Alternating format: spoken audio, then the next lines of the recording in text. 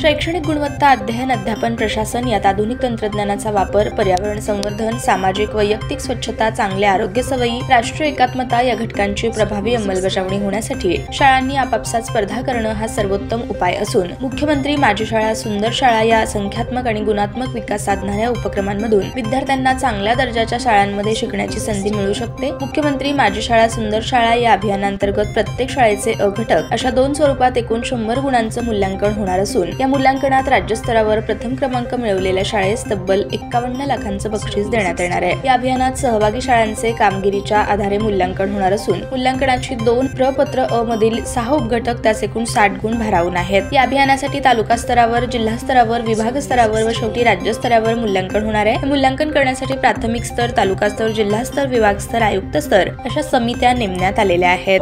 नमस्कार, मी तृप्ती अंधारे, प्रभारी शिक्षणाधिकारी माध्यमिक, जिल्हा परिषद सोलापूर।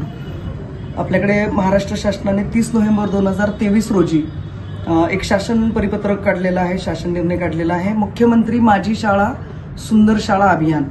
या अभियानांतर्गत सर्व व्यवस्थापनाच्या सर्व माध्यमाच्या शाळांनी सहभागी व्हायचं आहे। शाळांची गुणवत्ता वाढावी आणि तसंच शाळांचं प्रशासकीय कामही त्याच दर्जाचं व्हावं या उद्देशानं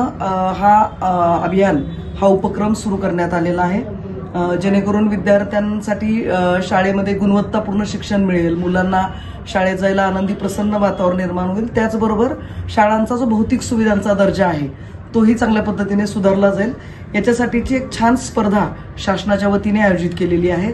या स्पर्धेत सोलापूर जिल्ह्यातील सर्व माध्यमाच्या, सर्व व्यवस्थापनाच्या शाळांनी उत्स्फूर्तपणे सहभागी व्हावं असं आवाहन या निमित्ताने मी आपल्या सर्व मुख्याध्यापकांना, शाळा व्यवस्थापन समितीच्या सर्व आमच्या अध्यक्ष, सदस्य यांना करत आहे।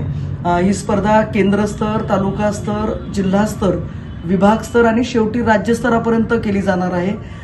त्याच्यामध्ये वेगवेगळ्या स्वरूपाचे 5 प्रकारचे वेगवेगळे निकष त्यांनी महत्त्वाचे ठेवलेले आहेत। विद्यार्थ्यांविषयी कुठले, भौतिक सुविधांचे कुठले, गुणवत्ताविषयी कुठले आणि इतर उपक्रमांचे कुठले, त्याचं 100 मार्कांचं गुणांकन यामध्ये केलं जाणार आहे।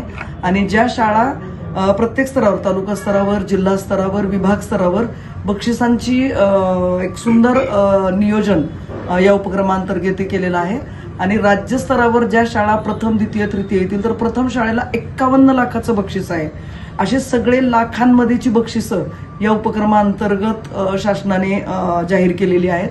त्यामुळे मला वाटतं की ही सर्व शाळांना एक सुवर्ण संधी आहे। एकतर आपलं काम, गुणवत्तापूर्ण काम दाखवण्याची संधी आहे। सोलापूर जिल्ह्यामध्ये जे शाळांमधून गुणवत्तेचं काम चालतं ते सर्वांसमोर साक्षात करण्याची एक चांगली संधी आहे। आणि त्याचबरोबर बक्षिसाची रक्कम हे एक सुंदर आपल्या समोर एक उद्देश आहे। ताज्या बातम्या पाहण्यासाठी प्राईम महाराष्ट्र न्यूज चॅनलला सबस्क्राईब करा।